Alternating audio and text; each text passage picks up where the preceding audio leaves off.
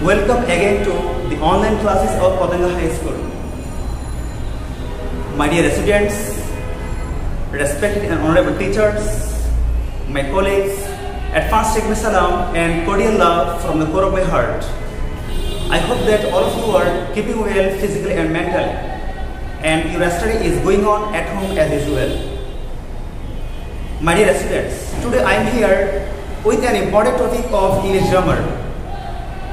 Today I will teach you, I will solve how to solve passive narration, direct to indirect.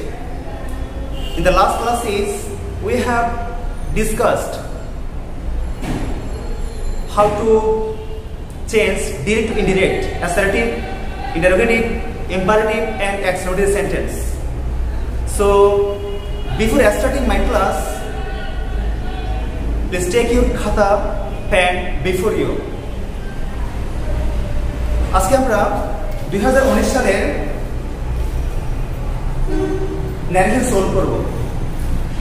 তো আমরা গত ক্লাসগুলোতে assertive, interrogative এবং explanatory sentence, imperative sentence কিভাবে change করতে হয় তা দেখিয়েছিলাম। তো প্যাসিভ ন্যারেশন করার পূর্বে দুইটা কথা বলে রাখি, প্যাসিভ ন্যারেশনের জন্য নির্দিষ্ট কোনো রুলস নাই, ঠিক আছে? তারপর আমি যেটা এক্সাম মধ্যে বোঝা যাচ্ছি, দেখো আবার set to me I will go home. আপনার কি বলছে? আমি বাসায় যাব, একটা কথা। আবার বলছে কি? Then I will have my dinner. আমি আমার কি করবো? ডিনার করবো, রাতের খাবার খাবো। তো এখানে একজন বক্তার দুটা কথা। তো যদি ডিরেক্ট স্পিচে একজন বক্তার একাধিক বক্তব্য থাকে, সেক্ষেত্রে কি হবে? প্রথম সেন্টেন্সের পরে সেট, দ্বিতীয় সেন্টেন্সে কি হবে? and added that অথবা also said that, তৃতীয় সেন্টেন্সে further said, ঠিক আছে? এইভাবে যদি কি হয়, ইন্টারোগেটিভ সেন্টেন্স হয়, প্রথম সেন্টেন্সে কি হবে? asked, সেকেন্ড সেন্টেন্সে and also asked, তৃতীয় সেন্টেন্সে and further asked, এভাবে করতে হবে। দেখো তাহলে আমরা ইন্ডিরেক্ট কিভাবে করব?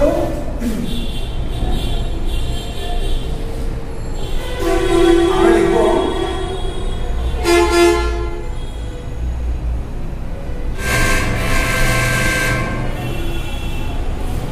দেখো আমরা জানি সেট থাকলে কি বসে? সেট থাকলে সেটও বসতে পারে, আবার থাকলেও বসতে পারে। তাহলে লিখলাম Abrar told me that, Abrar বলছে, কি বলছে? I will go home, আমি বাসায় যাব। এখানে আমি মানে কে? আবরার, সেজন্য তার পার্সনের জন্য হি বসে গেছে। আর আমরা যারা উইল থাকলে উড হয়, তাহলে go home বসে গেছে।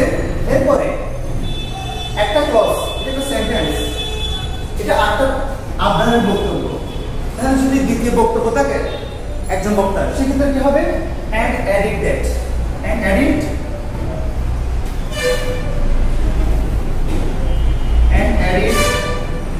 that, ঠিক আছে? and added that লিখবো, অথবা লিখতে পারে and also said that। তারপরে দেন ছিল, দেন লিখে দিলাম। আই মানে কে? আবরার, কি বসালাম? ওইটা উঠে গেল, মানে সবগুলো কি? My dinner. আবরার বলছে আমি আমার ডিনার করব, আমার মানে কার? আবরারের। যেহেতু তার পারসন, সেজন্য আবরার মেইলের জন্য কি বলছে? কি বলছে? ক্লিয়ার? আচ্ছা, আর এর মধ্যে কি দেখো, কি লিখলাম? Sunset, mom I am suffering from fever, আমি জ্বরে ভুগতেছি। and I can't attend the class, আমি ক্লাসে অ্যাটেন্ড করতে পারবো না। তাহলে এই যে দেখো এখানে কি মম বলে একটা কথা বলছে, যদি এভাবে থাকে, আব্বু টাকা দাও, আম্মু এক গ্লাস পানি দাও, স্যার আমি বুঝি নাই, কাউকে সম্বোধন করে যদি কোনো কিছু বলা হয়, তাকে বলা হয় ভোকেটিভ কেস। ভোকেটিভ কেস, এটা দুইভাবে অ্যান্সার করা হয়। একটা হচ্ছে কি আমরা লিখতে পারি, দেখো খুব সিম্পল, সানসেট, আম্মু আমি আজকে জ্বরে ভুগতেছি। তাহলে কি হবে? সান রিপোর্টিং ভার্বের পরিবর্তে কি হয় দ্যাট হয় দেন আই মানে কে সান ছেলে এজন্য কি বসাইলাম আমরা জানি am by is থাকলে কি বসে was বসে suffering from fever বাকি সব পড়ে ঠিক আছে আবার and I মানে কে আবরার সেজন্য কি বসছে ক্যান থাকলে কি হয় কুডেন হয় ক্যান থাকলে কুড হয় যদি নেগেটিভ বসে ক্যান নট বা কুডেন ক্যান নট বা ক্যান তাহলে কি কুডেন বসে বাকি সব বসে ঠিক আছে তাহলে কাকে সম্বোধন করে কোনো কিছু বলা হলে সেক্ষেত্রে আমরা এভাবে করব অথবা আরেকবার করা যায় or যদি কাউকে সম্বোধন করে কোনো কিছু বলা হয় আমরা কিভাবে করতে পারি son told his mom হ্যাঁ students told his teachers ঠিক আছে এই কি father told his children told his daughter এভাবে লেখা যায় অথবা যদি মম থাকে হ্যাঁ এরকম আমরা এভাবে করতে পারি addressing as mom মা বলে সম্বোধন করে son said that হ্যাঁ ছেলে বলছে কি that পরে যা ছিল খুব বুঝতে হবে কোনো চেঞ্জ হবে না শুধুমাত্র এই যেটা addressing as son তাহলে যদি এভাবে থাকে my dear friends how are you তাহলে কি হবে addressing as dear friend যদি থাকে father তাহলে হবে addressing as father যদি থাকে mother কি হবে addressing as mother আশা করি বুঝতে পারছো প্রিয় শিক্ষার্থীরা এবার আমরা প্যাসেঞ্জারের চলে যাব আমাদের আগের রুলসগুলো কিন্তু খেয়ে ফেললে হবে না এগুলো মনে রাখতে হবে ঠিক আছে দেখো আগে আমরা প্যাসেজটা পড়ে ভালো করে তার সাথে কার কথা হচ্ছে ভালো করে বুঝতে হবে না হলে কিন্তু সমস্যা হয়ে যাবে ঠিক আছে আগে দেখো what is the time by your watch said an old man একজন বৃদ্ধ লোক হ্যাঁ কি বলছে তোমার ঘড়িতে কয়টা বাজে তোমার ঘড়িতে কয়টা বাজে I said আমি বললাম it's 9:30 এটা কয়টা বাজে 9:30 তার মানে কয়টা সাড়ে ঠিক আছে কি said সে বলছে I want to go to your house আমি তোমার বাসায় যেতে চাই কে বলছে বৃদ্ধ লোক বলছে Will you accompany me please তুমি কি দয়া করে আমাকে সাথে নিয়ে যাবে তাহলে I want to go to your house এটাও বৃদ্ধের কথা আর এই সেন্টেন্সটা will you accompany me please এটাও কার কথা বৃদ্ধ লোকের কথা তাহলে আমি কি বললাম no I am sorry because I am going to school আমি দুঃখিত কারণ আমি কি স্কুলে যাচ্ছি তাহলে এটা আমার কথা তাহলে কথা হচ্ছে কার সাথে একজন বৃদ্ধ লোকের সাথে আমার সাথে কথা হচ্ছে তাহলে প্রশ্নে করছে কাকে করছে তোমার ঘড়িতে কয়টা বাজে অবভিয়াসলি আমাকে করছে তাহলে আমরা লিখব অ্যানসার দেখো আমরা জানি আচ্ছা রিপোর্টিং ভার্ব এটা সেন্টেন্সের রিপোর্ট স্পিচের আগে বসুক বা পরে বসুক আমরা যখন ইন্ডিকেট করব এই রিপোর্টিং ভার্ব ইন্ডিকেট করার সব বাক্যের শুরুতে বসতে হবে এখানে যদিও বা সেড an old man পরে বসে আমরা কিন্তু ইন্ডিকেটকে আগে বসতে হবে তাহলে লিখলাম an old man আর আমরা জানি এটা রুল সেন্টেন্সে রিপোর্টিং ভার্বের পরিবর্তে কি বসে আস বসে তাহলে an old man asked me আমাকে বলছে তো আমরা জানি যদি interview sentence WS question word দিয়ে শুরু হয় তাহলে WS কোশ্চেন ওয়ার্ড বসে যাবে এরপরে কি হবে এরপরে অ্যাসার্টিভ সেন্টেন্সের অ্যাস্ট্রাস আমাদের এই হবে কোন সেন্টেন্স অ্যাসার্টিভ সেন্টেন্স অর্থাৎ প্রথমে থাকবে সাবজেক্ট দ্য টাইম তারপর থাকবে কি ভার্ব কি ভার্ব এখানে ইজ ছিল এখানে কি হয়ে গেছে ওয়াজ হয়ে গেছে আমার বলছো তোমার ঘড়িতে কয়টা বাজে তোমার তাহলে আমি বলবো কি আমার ঘড়ি তোমার মানে কার আমার এজন্য মাই লিখলাম ঠিক আছে আচ্ছা তারপরে I said it's 9:30 কয়টা বাজে 9:30 বাজে তাহলে I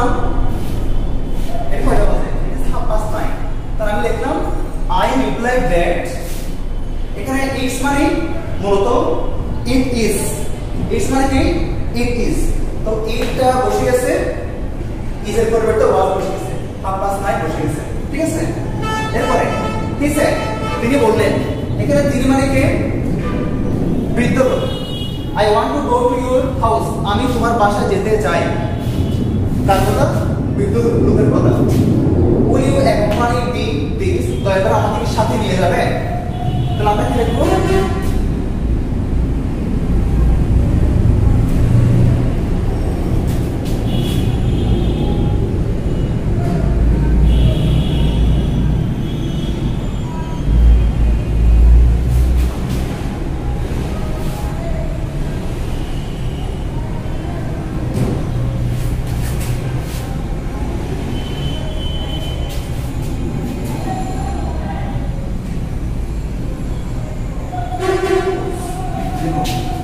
I want to go to your house এখানে I মানে কে বৃদ্ধ লোক লিখলাম the old man said that I মানে কে he মানে কে তাহলে লিখলাম old man ঠিক আছে old man সংক্ষেপে লিখলাম old man he আমরা জানি ভার্বের প্রেজেন্ট থাকলে পাস্ট ফর্ম হয় I want to go to your house your মানে কার আমার সেজন্য এখানে কি my বসে গেছে ঠিক আছে তাহলে দেখো একই বক্তার বক্তব্য পরে কি বলছে will you accompany me please দয়া করে আমাকে তোমার সাথে নিয়ে যাবে তাহলে আমরা কি করব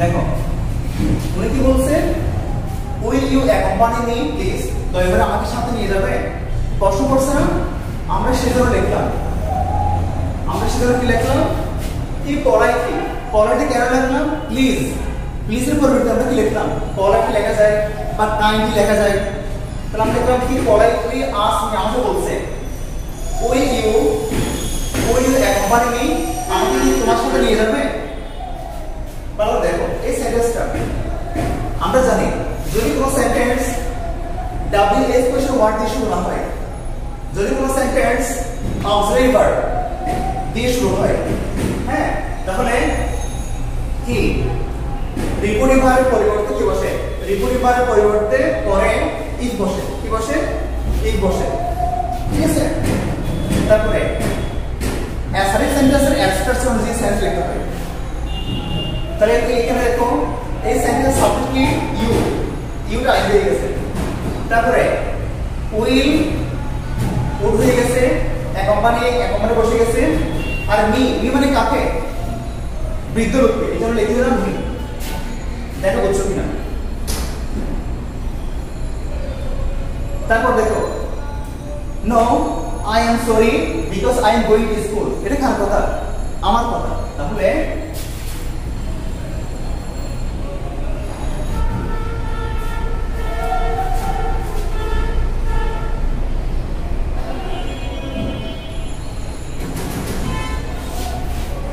মনোযোগ দিয়ে